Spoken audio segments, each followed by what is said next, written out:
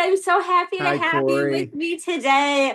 All right, so Boyd is a realtor and team leader with the Granger Group with Pearson Smith Realty.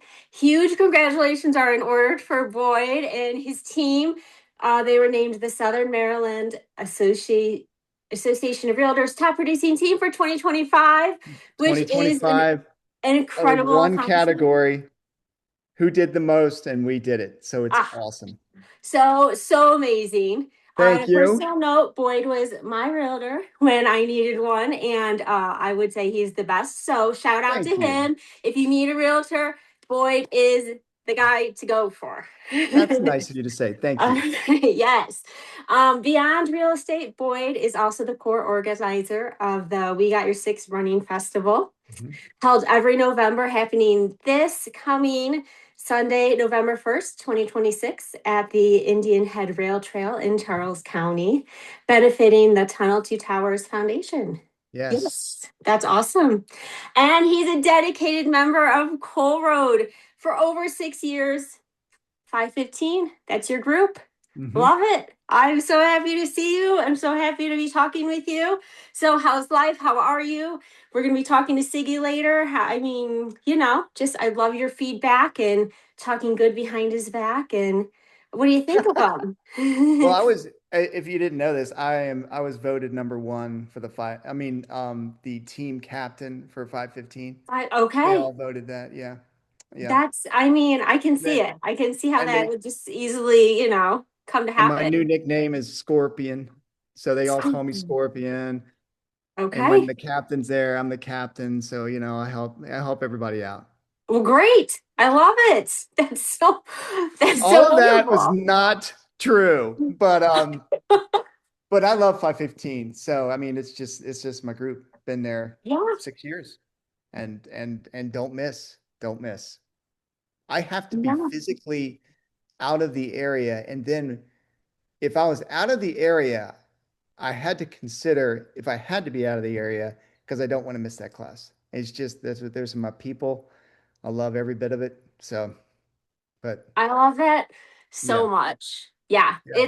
I don't think people understand to the extent how much they become like so close to you so fast because they just become your people. Yeah, I Hmm. love that.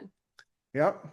And Ziggy's Yeah. a big part of that. Ziggy and Ashley are awesome, and they run a great business there. And it's just I've enjoyed it ever since I've been through went through a lot of different exercise places.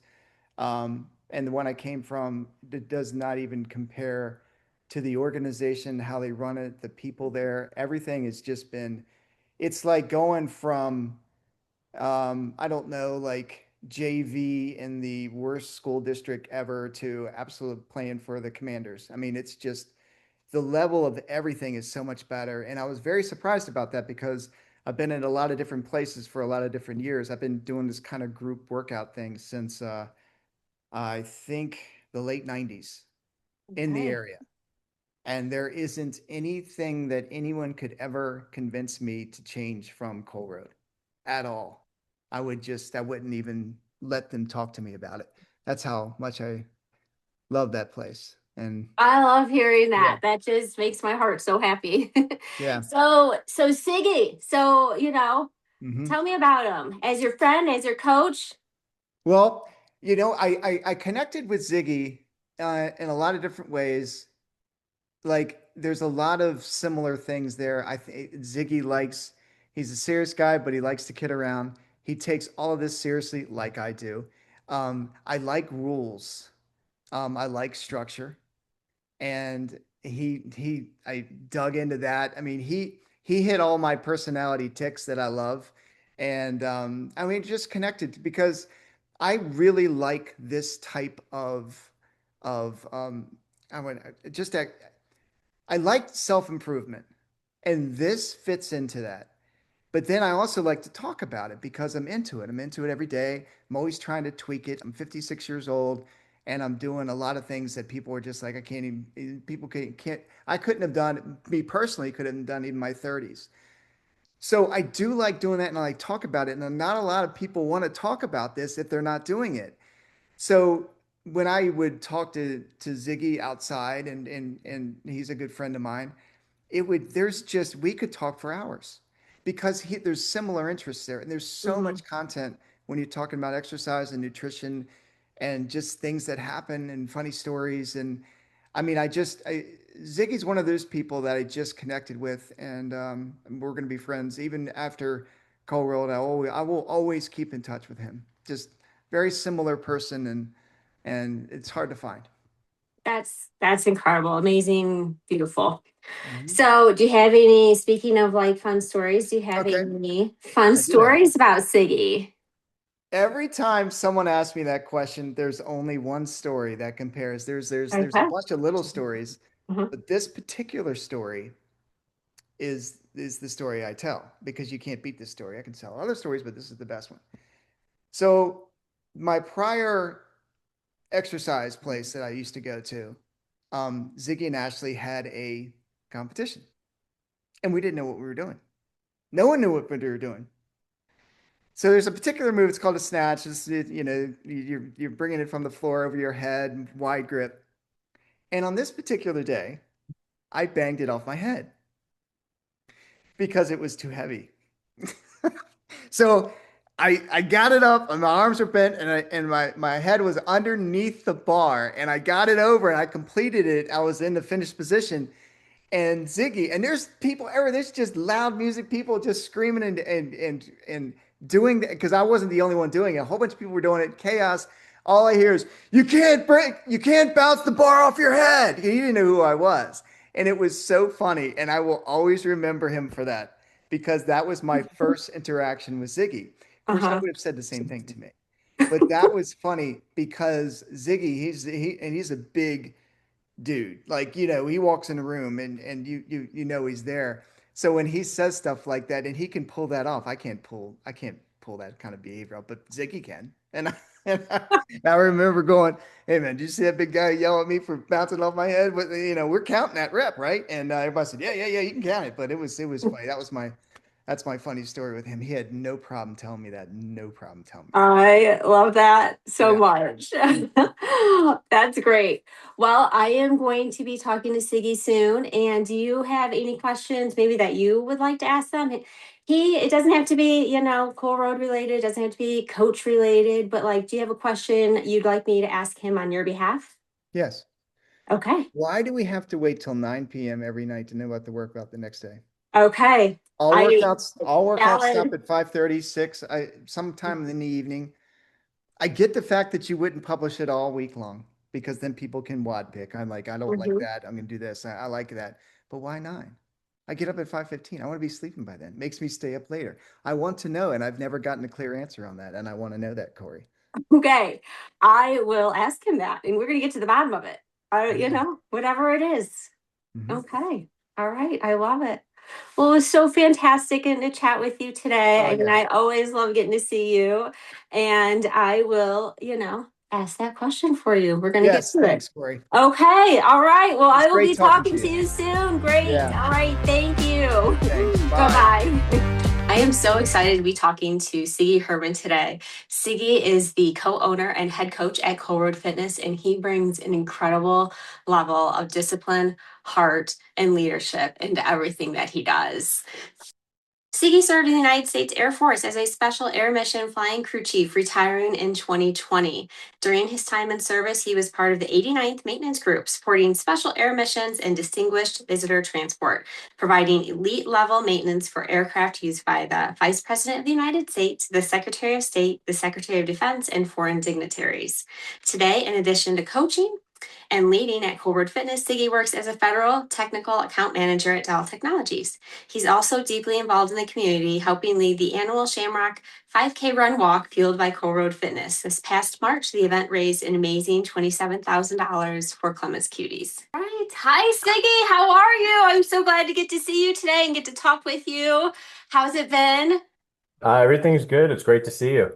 Great. All right. So, jumping right in, I have some really great questions for you today. I would like to know, growing up, like your younger years, what was your relationship to strength training? Did you have someone that you looked up to as a mentor? Like, how did you become invested in all of this? Growing up, I was always the tall, scrawny kid. So I messed around, had weights in the backyard and that type of stuff, but didn't really like take it serious until after high school. Joined the military, and uh, obviously physical fitness is a big part of that. So kind of played around with a lot of different stuff there, but nothing too serious. I just kind of followed the standard bodybuilding weight training that a lot of people do at that age, and never got any real satisfaction out of it. I had a couple of friends that I palled around with in the gym, and we would all just train together, but never saw the results that I was hoping for. Mhm. So, it was years of that. Uh, just kind of, find a couple gym buddies and just go kind of do the meathead Globo gym workouts. Uh, but as the years progressed, functional fitness became more of a on the scene. And around 2009, I was stationed at Andrews Air Force Base, and the base commander there was huge into functional fitness. He was a big CrossFit guy, P90X, all that type of stuff. And instead of just doing it for himself, he actually turned our entire gym into a functional fitness gym on one side, and he would bring the trainers to us. So we actually had a CrossFit gym inside of our facility there, and they paid for 30 individuals on base to get their CrossFit level one certification. So I volunteered for that, not really understanding what CrossFit was back then. Um, and got my level one with Dave Castro as one of my instructors. It was, way back in the day. And still didn't have a great grasp of it. It was kind of something I was still trying to figure out myself. At the time, Ashley, my wife and co-owner of Cole Road, she was a personal trainer, so we obviously worked out a lot together, and we started to adapt CrossFit into our training, and it just kind of grew from there. We really found a love for it. Uh, I took the level one multiple times over the years to really understand it better.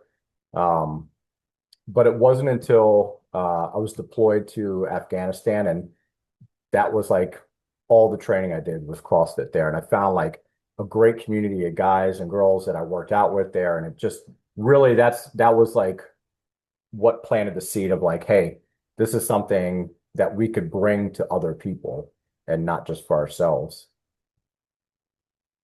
That's incredible. So that's how Co-Road Fitness became.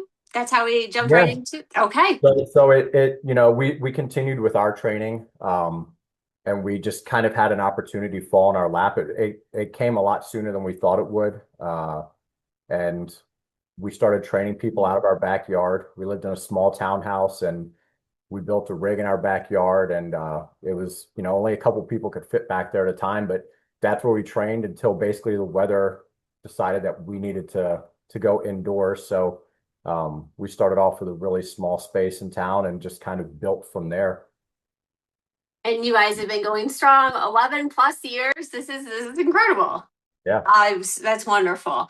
Well, yeah. So one question I always wonder is if, people are wanting to join, but they don't necessarily, they have their reasons. What do you think their reasons are from like being held back? Do you think that they're, you know, maybe not at the level they think they need to be to start? Do you think there's like a fear, like or a stigma about functional fitness? What do you think that is, and how can we help people understand that, how inclusive we are?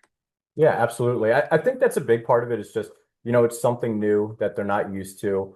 And functional fitness, it does have this stigma of like, I need to be a certain fitness level before I start. And whenever I'm talking to someone that's interested in trying it out, I always just tell them just come to one of our free classes and try that out and just see. And people understand then that it's very scalable. Our coaches are very well versed in modifying to everybody's needs and ability.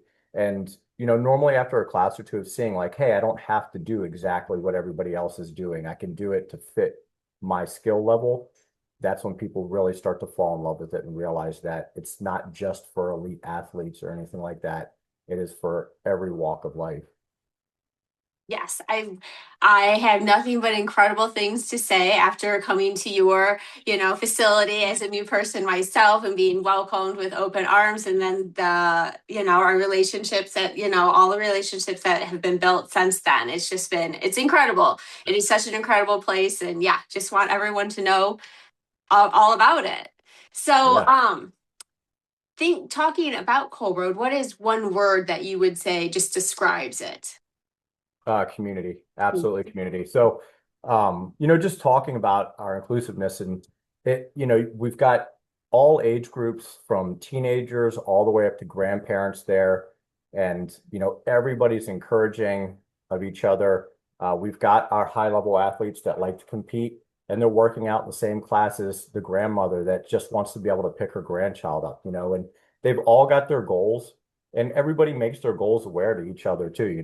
They let each other know what they're working towards, and everybody kind of pushes and cheers each other on, and just the community aspect of it that is outside of the gym as well. We've had marriages come out of our gym.